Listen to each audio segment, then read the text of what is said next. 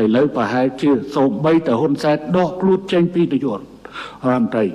ប៉ុន្តែហ៊ុនសែនឈររឹងមាំនៅក្នុងអំណាចនៅកម្ពុជាសូមតែឲ្យកុំភ័ន្តច្រឡំហ៊ុនសែនមិនតាន់អស់អំណាចនៅឡើយទេណាហើយអ្នកឯងត្រូវស្គាល់គោរពងារដៃគូដែលព្រះមហាក្សត្របបរិជាទានអ្នកកុំចង់ប្រហើនជាមួយកម្ពុជាហើយមើលស្រាលចំពោះកម្ពុជាហ៊ុនសែនបានគ្រប់គ្រងប្រទេសនេះចូលរួមចំណែកគ្រប់គ្រងប្រទេសនេះថាអញ្ចឹងទៅចុះ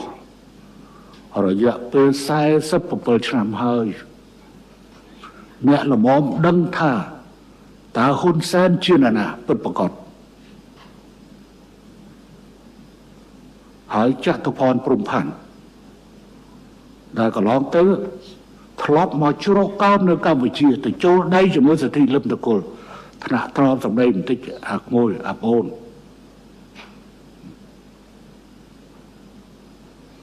ពីដើមណែឯងអាលក្រហមរត់មកជ្រកកោននៅទីនេះឥឡូវចាប់ផ្ដើមវាយប្រហារមកកម្ពុជាសូមថ្នាក់ត្រង់សម្ដីបន្តិចណាស្គាល់សមត្ថភាពរបស់ហ៊ុនសែនច្បាស់ណែឯងស្របមកជ្រកកោននៅជាមួយខ្ញុំឲ្យបាយណែឯងស៊ីខ្ញុំចំណែឯងប៉ុន្តែពេលនេះរឿងណែឯងស្ដាប់ស្អែកជឿនខ្ញុំមិនខ្វល់ទេប៉ុន្តែរឿងស្អីដែលឯងមកវាយប្រហារកម្ពុជាមកវាយប្រហារកម្ពុជាខ្ញុំក្រំតែទូនមានណែឯងទេពេលមុនណែឯងធ្លាប់និយាយថាវាយចូលសៀមរាបហើយយកអង្គរវត្តហើយដោះដូរជាមួយប្រាសាទតាវីកម្ពុជាមិនមែនជាជ័យសម្រាប់